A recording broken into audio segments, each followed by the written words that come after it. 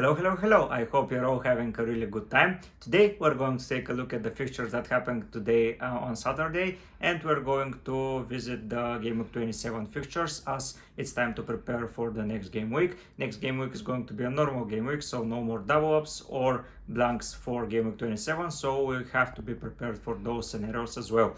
We're starting by discussing the Aston Villa Nottingham Forest game. Aston Villa at home, that means goals, and they delivered for sure.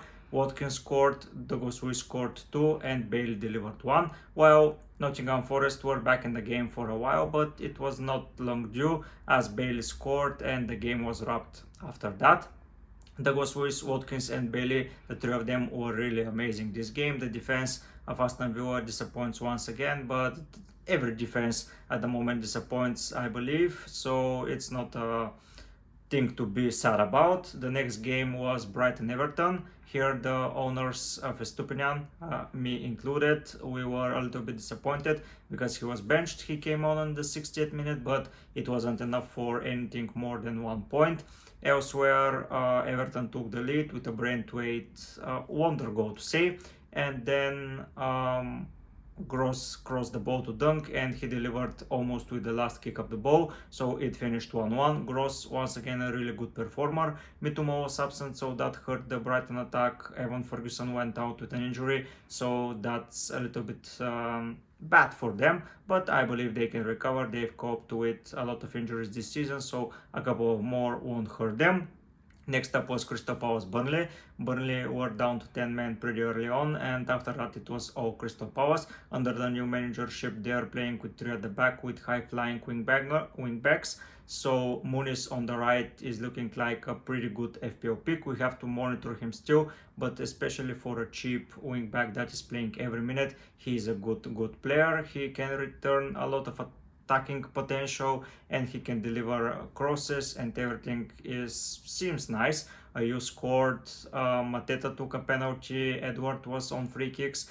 I hope that when Eze and Tulise return, their form is going to go back once again up.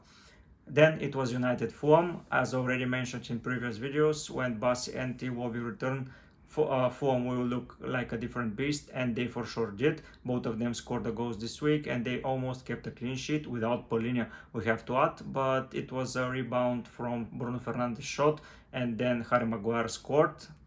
From all people, Harry Maguire scored, yeah. Leno made 7 saves, so a lot of save points this game, but a clean sheet would have been even better, but we cannot take them all points at once. Elsewhere, Muniz was dangerous as well, and I believe Fulham are a team to target, especially if you're not looking to free hitting Gameweek 29. Buying a Fulham player, being Muniz or maybe Iwobi is a okay thing to do.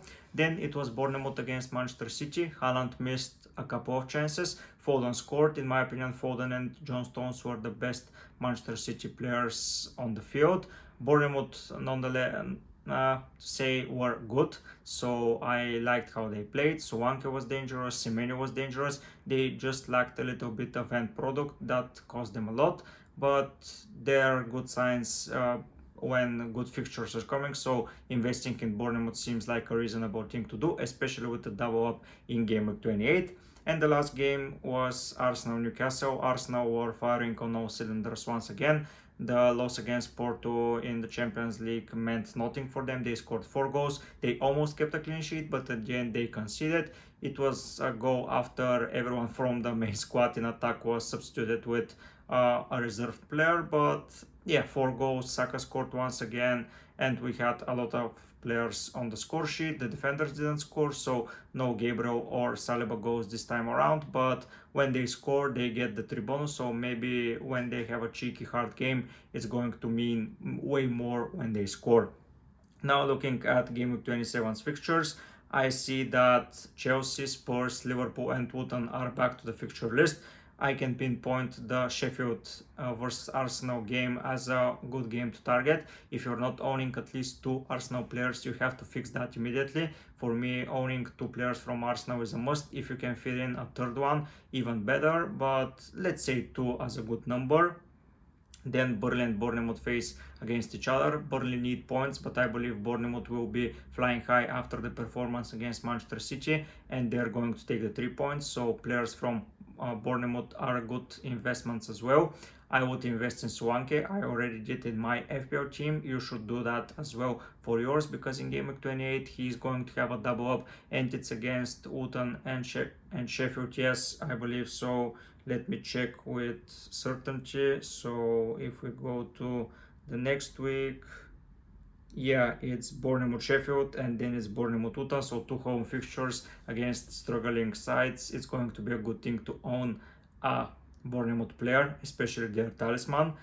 Spurs and Crystal Palace face against each other with 3 at the back.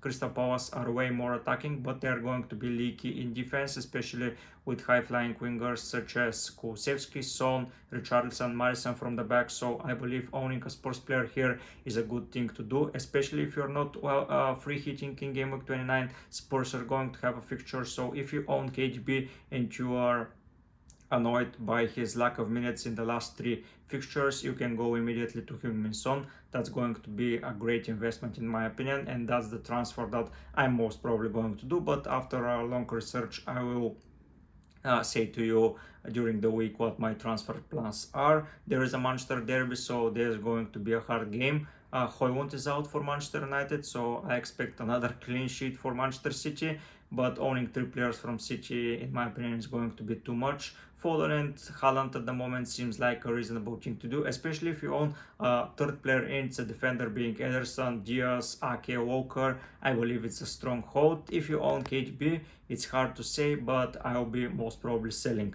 The other fixtures, Luton, Aston Villa, I expect a lot of goals there. Forest, Liverpool, we have to see how Liverpool are going to play against Chelsea tomorrow. We're going to cover that in the next video with the end result, but I believe that Liverpool will need the 3 points for sure, so a good stellar performance against Nottingham Forest is expected. Newcastle and Wolves face against each other. It's going to be a pretty close game. Fulham Brighton, I expect Brighton to rebound, but Fulham with the Nigerian boys are looking way better, so it's a hard prediction as well there.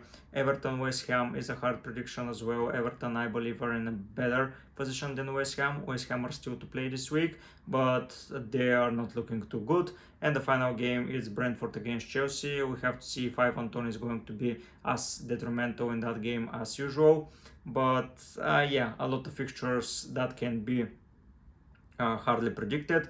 But fixtures like Spurs Crystal Palace, Burnley Bournemouth, and Sheffield United Arsenal look like good things to invest in. So if you need transfers, go for Arsenal, Spurs, or Bournemouth. That's my early advice for Game Week 27. I hope you enjoy this kind of videos. I'm going to be delivering more during the week. If you enjoy the content, subscribe to the channel. If you like it, like the video, comment down below if you have something to ask or something to add. But for now, guys, I will be heading out. Bye!